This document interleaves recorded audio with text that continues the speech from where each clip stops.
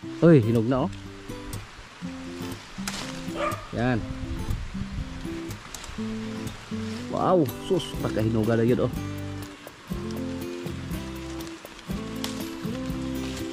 Ah. Ano sa daw, naskilid to, nasubos. Ah, dari.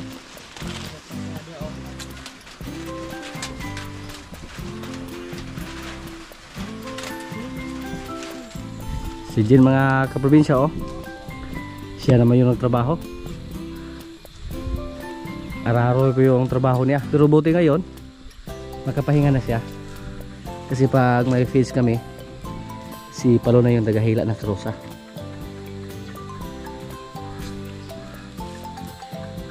Doon sa kabilang area na taniman na namin lahat ng napier.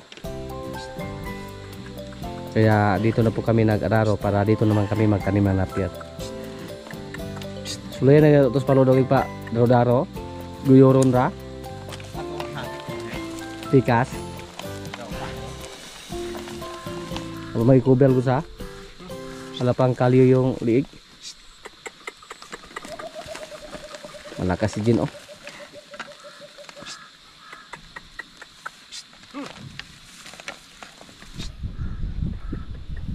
May ibon na uwak oh. Nagman-man, baka may makita siya mga sisiyo na palakad-lakad.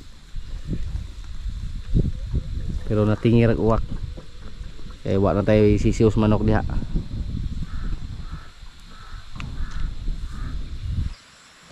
Basta marunong na mag-araro, marunong ding mag-backward, umatras. Si Jin po, parang nawalan lang kami ng pag-asa na buntis siya. Pero mapakinabangan naman namin siya para mag-araro at saka maghila ng karusa. Hindi lang natin siya ibinda. Tapos bata pa siya.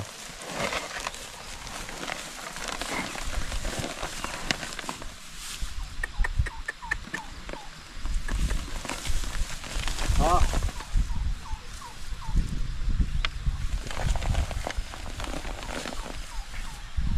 Yung mga ipil-ipil mga kaprobinsya oh. Inakala po natin noon na hindi yan mabuhay. Kasi talap-tap. Parang matigas ba?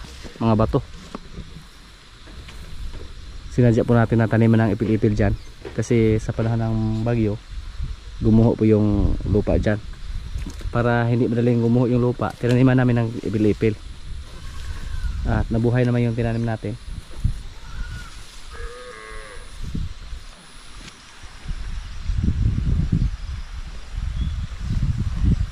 Malapit na maubos yung mga napier namin dito.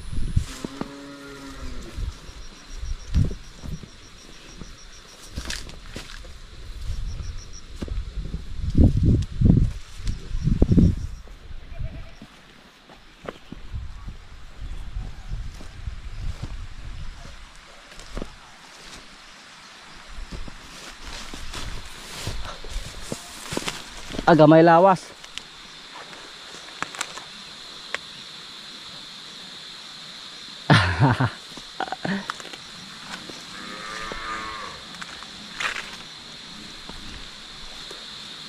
Dito naman kami magtanim.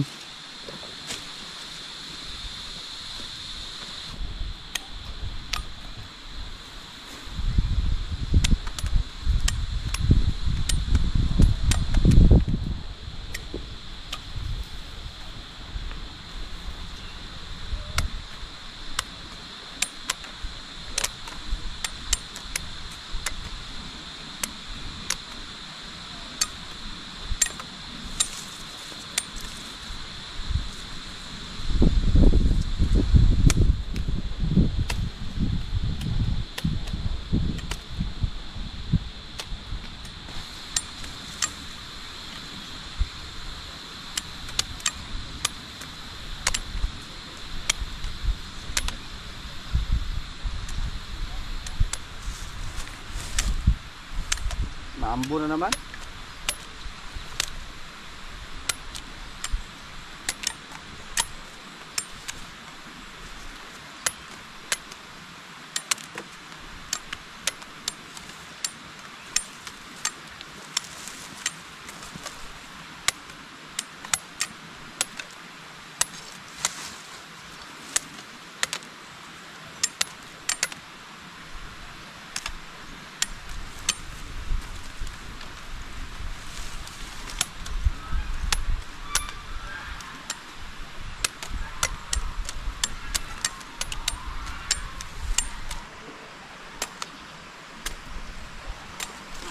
Yan po. Dito po kami nag-spray nung una. Yung kugon po yung isprayhan namin. Sayang po pag hindi namin taniman ng napier, yung mga kugon lang ang tumubo. Tapos yung kugon hindi natin yung mapakinabangan. At puntahan po natin yung ating tanim doon na kalabasa mga kaprobinsya. Tingnan natin kung hindi ba kinain ng daga. Kasi dyan, sa area na yan, hindi po manok yung kalaban natin sa ating mga kalabasa, yung mga daga, kasi malapit po sa masukal na area.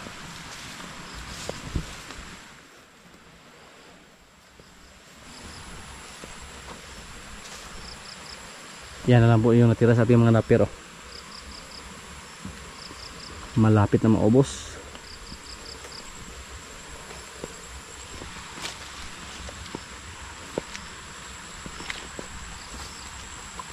Yung mga gabi dito, kusa lang tumubo dito.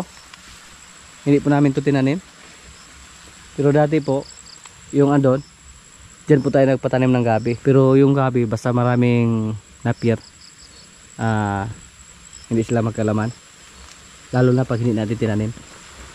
Gusto sa gabi, yung walang ibang damo na tumubo or walang ibang napier. Sila lang. Yan po ang gusto nila para magkaroon sila ng laman ng mga malalaki. Dati po, nung bago pa tayo dumating dito, nagkaunti pa lang yung mga alaga natin. Palagi po tayong nagluto ng gabi para pinakain sa ating mga alagang manok. Pero basta araw-arawin natin yung pag-harvest, maubos talaga. Hindi makakuan, suporta. Basta araw-araw tayo mag-harvest. Yung dahon ng ating kalabasa, oh, naninilaw mga kaprobinsya. Hindi na katulad nung una na green na green yung mga dahon nila.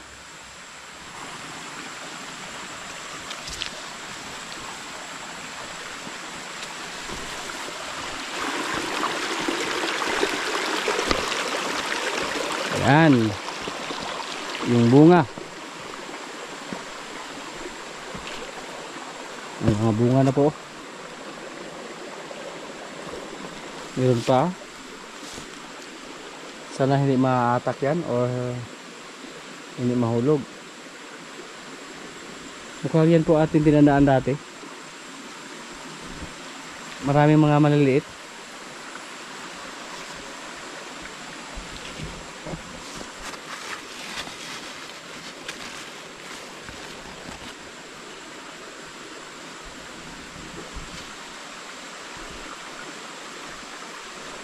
Ay, meron pa. Ito po. Sino kayo?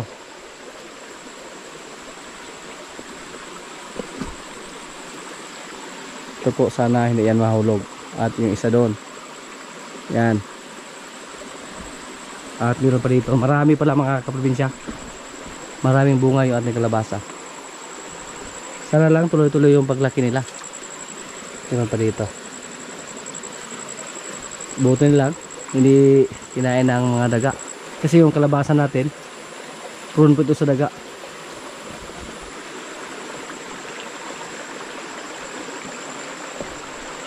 Yung isa na nakita natin dati, tingnan natin. Hindi lumaki yung mga kaprobinsya, oh. Mahulog siguro yan. Ito po yung nakita natin dati. Usubahan na natin kung andyan pa ba yan pagbalik natin. At yung sitaw natin, ilan lang yan, pero palagi na po tayo nagkuha dyan para pang ulam lang. Minsan nga hindi na namin makuha yung iba, no. Matanda na, matigas na yan kasi malayo po sa kubo. Ito po, kailangan natin itong balikan sa sunod ng mga araw para hindi masayang.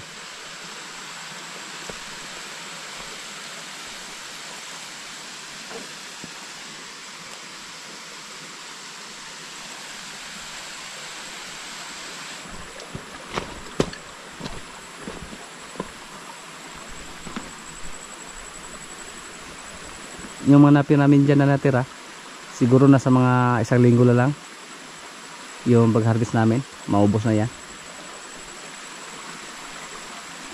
So kunin po natin yung nasa area 1 na mga napier, tapos pati yung mga mais natin, yung mga dahon pwede natin yung kunin para ibigay sa ating mga alaga. Yung nakita ni bro dati na rabbit dito, hindi na namin alam kung saan siya nagpunta. Yung mga rabbit natin mga kaprobinsya, may nakawala po sa kanila, tapos mukhang nagpakalat lang sila dito sa ating paligid. Kasi may nakita din tayo na isang rabbit doon sa kulungan ng ating baka, doon sa kulungan nila ni Marimar at ni Doldol, at may isa din dito, tapos may isa din doon sa itaas. Pero hindi naman sila dumami. At may isa din sa kulungan ng ating mga baboy doon, may isa din tayong nakita doon. Tapos sa mga nakarang araw din, yung kaibigan natin na dumaan doon sa kabilang area sa may mga tanim ng kape, sinabihan din niya tayo na yung rabbit daw natin nakawala kasi may nakita siyang rabbit doon sa kabila. Pero napapansin natin na kahit may nakalabas sa ating mga rabbit, hindi naman sila dumami. May mga comment po tayo na nabasa na pag magkalabas yung rabbit natin, maging flourisyo sa ating mga tanim kung dumami. Pero hindi naman sila dumami mga kaprobinsya, at napakadali naman pugsain pag gustuhin natin na habulin o gusto natin na makuha yung mga rabbit na yan. Pwede naman natin yang hulihin basta gusto natin talaga. Pero napapansin po namin na hindi sila dumami. Dati po may nakita kami na nagnesting, so inakala namin na manganak na siya. Nung hinanap namin kung saan siya nakatira, hindi naman namin nakita yung kanyang pinagtaguan. At mula nun, naghintay kami na magsilabasan yung kanyang mga anak. Wala namang lumabas na mga maliliit, kasi inakala namin yung mga anak niya, kung sakali nanganak siya sa hukay o sa lupa, hindi po nakasurvive yung kanyang anak, kasi palagi pong umuulan dito sa amin ngayon. At yung mga rabbit, yung mga maliliit, pag palaging umuulan, pag mabasa sila habang mga maliliit pa, hindi sila makasurvive, mamatay lang. Kaya isa rin sa atin napapansin na hindi dumami yung mga rabbit natin dito kahit nasa labas sila. Tapos nagkahihiwalay lang, posible po na hindi sila mabuntis, except pag nagsama-sama sila tapos babae at saka lalaki yung nagsama-sama. So malaki ang posibilidad na dumami sila dito sa ating paligid. Pero sa ngayon hindi naman namin napapansin na dumami yung mga rabbit natin kahit nakawala sila. Hindi naman sila naging purisyo sa atin sa ngayon, kasi wala naman tayong tanim dito na paborito ng rabbit. Pag dumami yung mga rabbit dito, may pagkain na yung mga sawa. Hindi ko alam kung kaya ba yung hulihin ng sawa yung rabbit kung sakaling dumami. Pero sa tingin ko po mga kaprobinsya, hindi sila makapagparami sa labas kasi hindi po nagsama-sama yung babae at saka lalaki. Tapos mahirapang makasurvive yung kanilang mga anak pag nasa labas lang yung mga maliliit. Palagi umulan dito sa atin, tapos malamig. At marami mga sawa dito sa paligid. May mga bayawak, pwedeng kainin ng bayawak yung mga anak nila. Hindi nila maprotektahan yung kanilang anak pag andito sila sa labas mga anak. Yung saging natin mga kaprobinsya, nagkulo-kulo din yung dahon. Sigurado po tayo na hindi ito mapakinabangan yung ganitong klaseng dahon ba. So dapat ito putulin.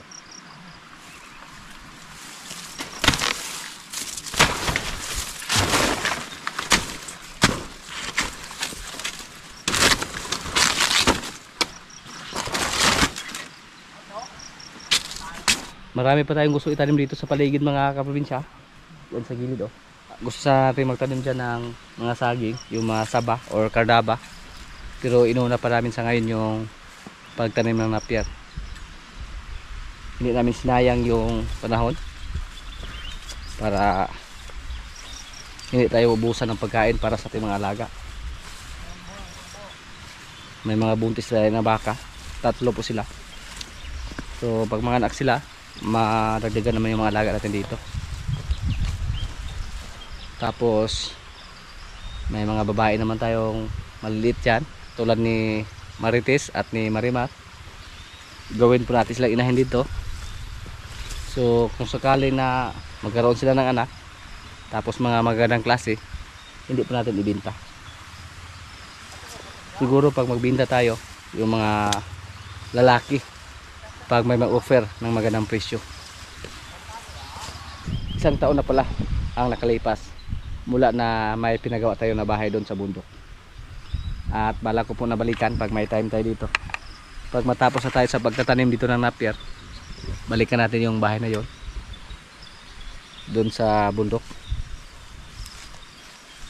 Kumustahin natin yung bahay na pinagawa natin. Sa ngayon, wala muna kami pinalabas sa ating mga baka na babae o lalaki. Kasi minsan, umulan. Yan, dito lang muna sila sa loob. Sila si Batang at Quinay. Sa ngayon po mga kaprobinsya, hindi na natin sila pinakain ng feeds.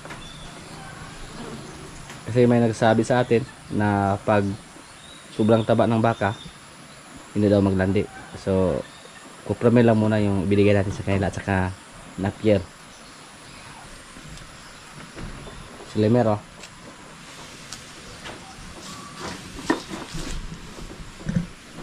Slimer, relax ka lang muna ha.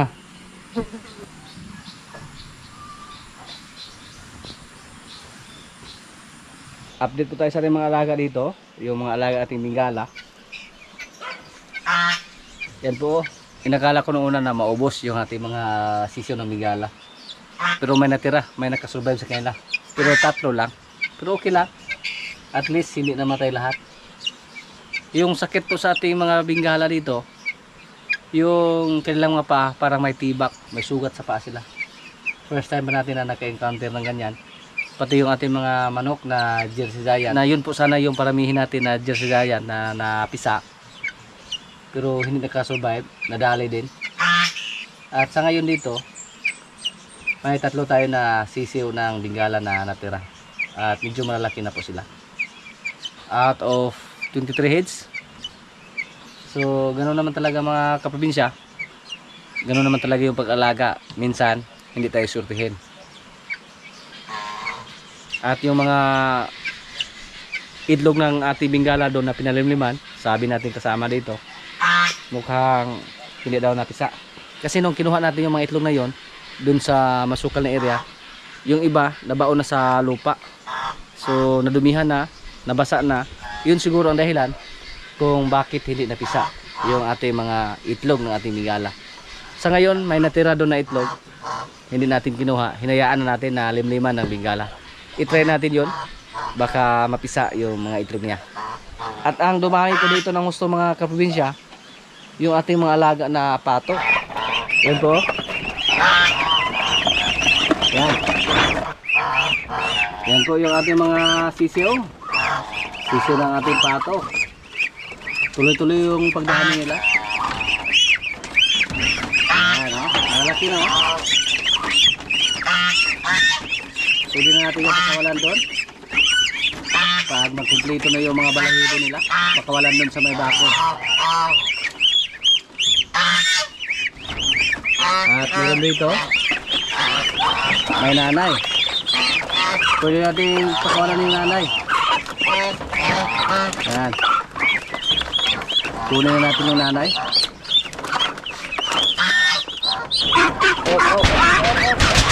Oy. Ayan. Pinakawalan na natin, oh. Automatic. At meron pa dito. Nagkapisa pa lang. Uy, ang tapa. Yan. Ang maganda sa mga pato mga kaprobinsya, mataas ang kanilang resistensya, grabe. Kahit malamig pa yan, kahit pag-init, napakataas ang kanilang resistensya. Hindi tayo nakakita na may sipon yung mga sisyo natin. Hindi tayo nakakita na may pamalo. Hindi katulad ng sisyo ng manok na masilan alagaan. Pero yung pato, grabe. Basta palagi lang yung busog. Okay na yan. Ano? Pag mapakwalan natin sila doon sa bakod, pwede na tayo magkatay ulit ng mga pato. May isang gansa na pumunta dyan, oh, sa kulungan ng ating mga pato para binantayan niya yung sisiw. Pag may lumapit, itaboy niya palayo. Oh. Hindi niya alam na hindi nila sisiw yun. Sisiw yun ng pato. Yung mga gansa natin, hindi pa nila naranasan na nag-alaga sila ng kanilang mga sisiw. Kasi yung ginawa natin dati, pag may mga itlog sila na mapisa or pag may mga sisiw sila, hiniwalay natin agad. Kaya siguro sila nagkaganyan. Parang nababaliw na ba or hindi na nakakilala sa kanilang sisiw kung ano yung itsura. Oh, tinaboy niya yung ano. Yan, tinaboy niya. Pag may lumapit na manok or pato, itinaboy niya papalayo. Ito yung manok natin na naglimlim, oh. Dati po lahat ng ating baitlogan dito may laman, pero ngayon wala na yun. Yan, walang laman. Dalawa lang yung inahan natin dito na naglimlim. Yan, oh. Yung isa, saan kaya naglimlim? May tatlo po sila mga kaprobinsya. Saan kaya nag-itlog? Andyan pala yung isa, oh. Tapos yung manok na pinakawalan natin, bumalik sila doon sa kabilang kulungan. Doon sa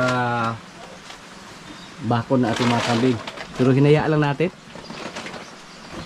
Hinayaan lang muna natin yung mga manok na yan. Kasi pag hulihin natin, pagkatayin natin, sayang naman.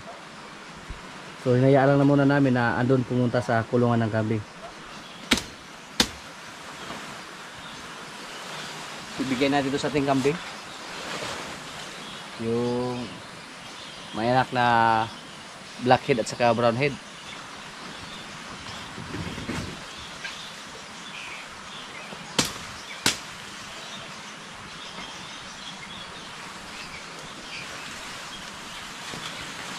Malakas po siyang kumain ng maririagwa, yung ating kambing na blackhead. Nalagaan pa natin siya ng gusto para hindi mamayat yung kanyang katawan at magkaroon siya ng maraming gatas.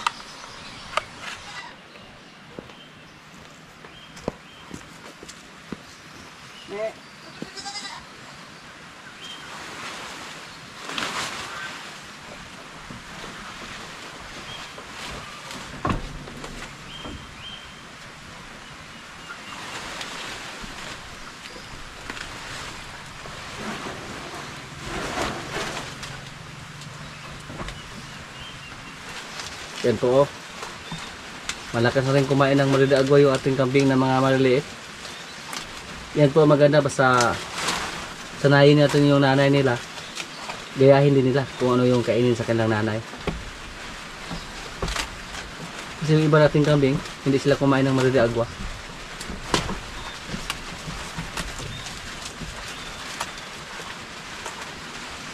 Mga malalaki yung paa sa ating kambing. Halos magkaparihan lang yung paa nila kalaki sa kanilang nanay. Yan, oh.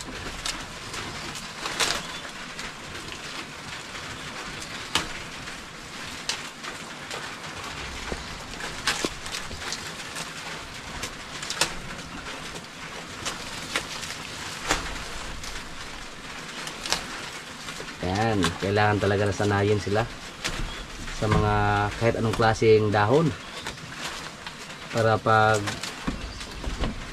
kulang tayo sa napier o maubos yung napier natin, hindi tayo maproblema sa pagkain. Yan po yung ating brownhead, oh. Lakas kumain. Pati yung blackhead natin.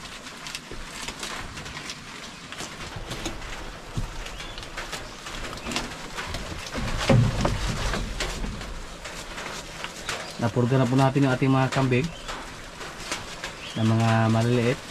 Lahat napurga na po natin.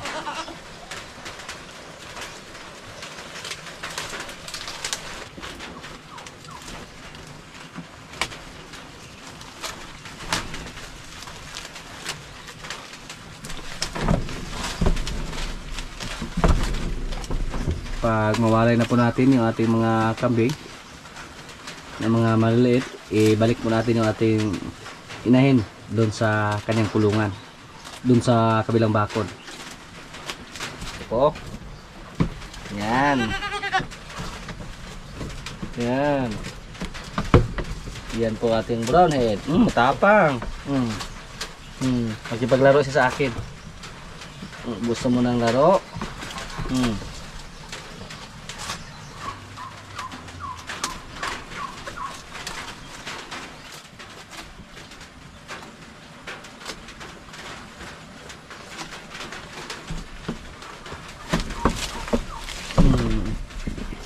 Pasaway.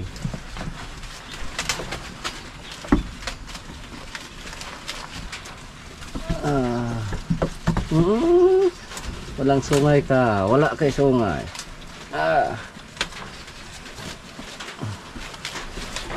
Kain ka dyan.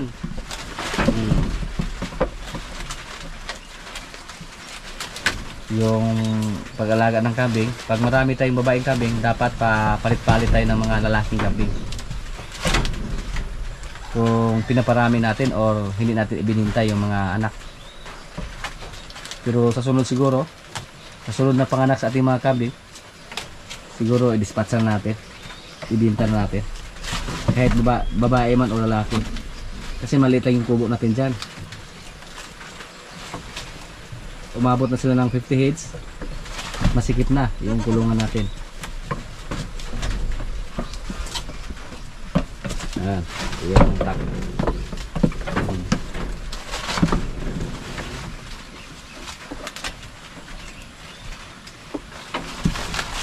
Naaliw lang po ako mga kaprobinsya na nakatingin sa ating mga kambing na kumakain. Wala na yung dahon, oh.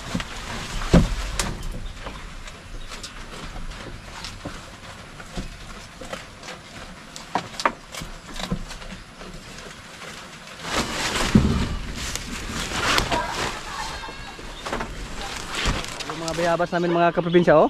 Karaming bunga. Pero hindi lang sinirte yung isa nating puno dyan. Mukhang tuluyang mamatay yung isa nating puno ng bayabas. Pero dito, hanggang doon yung bunga. Pero nalungkot po tayo sa isa nating bayabas. Kasi dati napakaraming bunga din yung bayabas na yan, oh. Pero mukhang mamatay siya.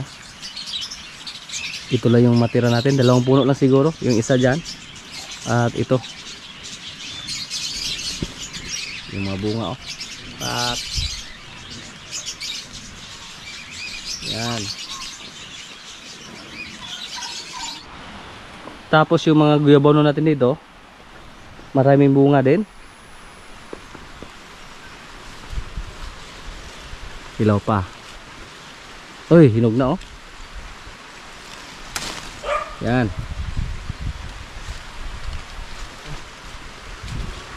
Hinog na rin. Apa lang hinog dong? Wow, sus, pagkahinog na yun, oh.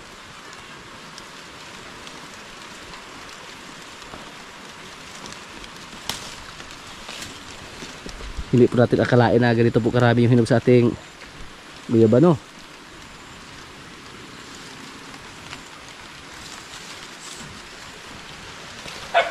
Hinay dong ha.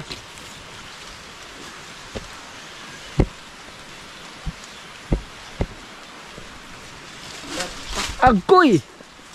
Nahulog. Napilain dia. Anak ko.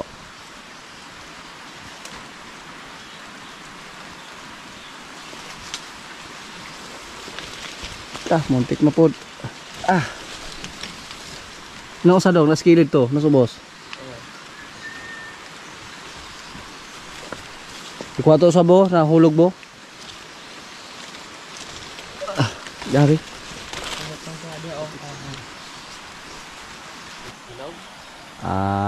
Mura ra de ay.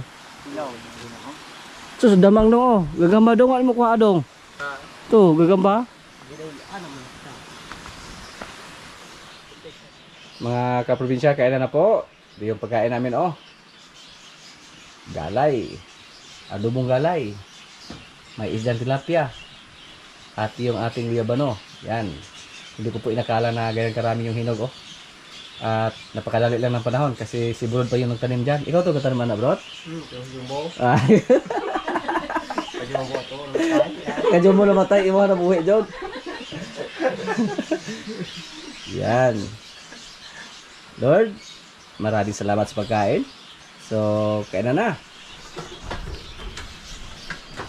Kahinog ka.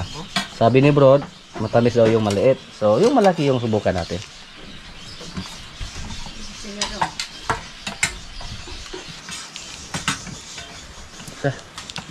Ka. Yan. Ako ihatan ni Dudong usang si Dudong bitay ka kon anay. Saka. Utol bag ni Brod. Ligul mata kay usap ni hata. Ubusin gyud niya. Tuwa ang kaloy.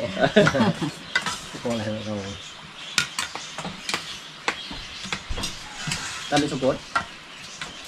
Pero daghan di kaya di ka marod do. Ang hulog po na ito.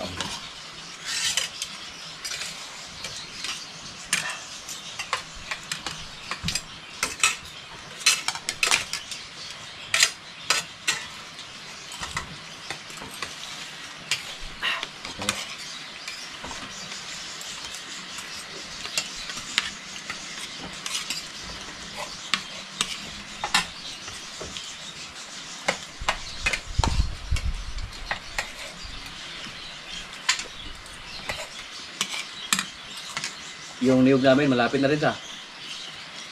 Malapit na na-upload na nga ng pumaha. Hindi na parihanay sa nagyan sa lahat. Makapuno og anak.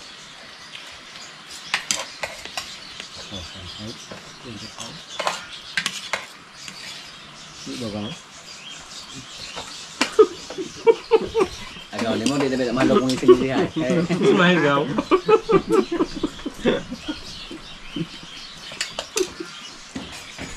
Mahigipin na si Agaw.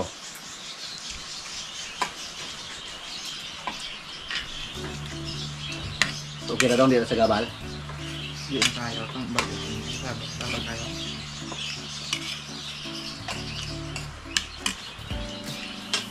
Nga, iyo lagi ni heart niya dahil anak imong uyab anang nakakita. Wajud na nga. Wow. Wow. Pupugi. Namo.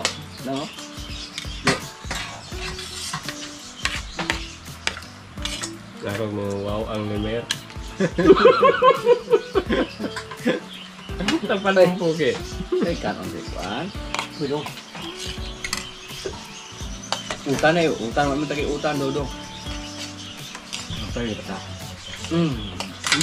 Sinawon lawas ng mata. Kung anong ngaon, matagi utan mata. Dala na. Ay, ampay. Ito nung Kalabasa po. kapit na kalbasa rin kayo. Ano ba yun? Ano dito eh? Laksa mo bunga ha? Malagsa ngayon. Ano na sa pala? Ito ako buok. Mga hulog na ba ng uban?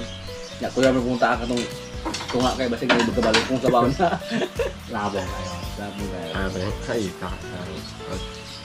Di imagine kayo kung naisawaan nito magtuntuan. Di ko maglaga. Magtinagbasa yung gumi. Away ay gumi. Wala ka na pala. Wala sila. Dapat ka daw. Sali yung kapalaran ng kalbasa. Ano ka na?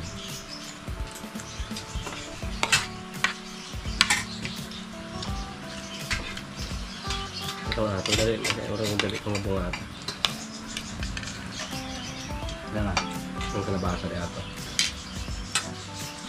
Ano to? Lupig magkikinan anay.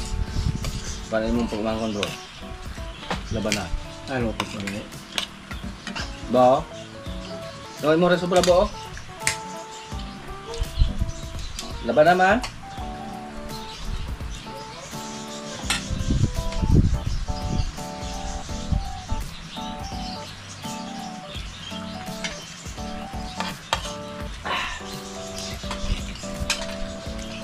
Muna sa yung dong nga. Basta may tanim, may aanihin.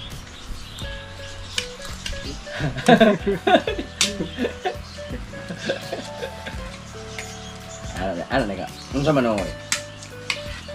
Ay, gana dong.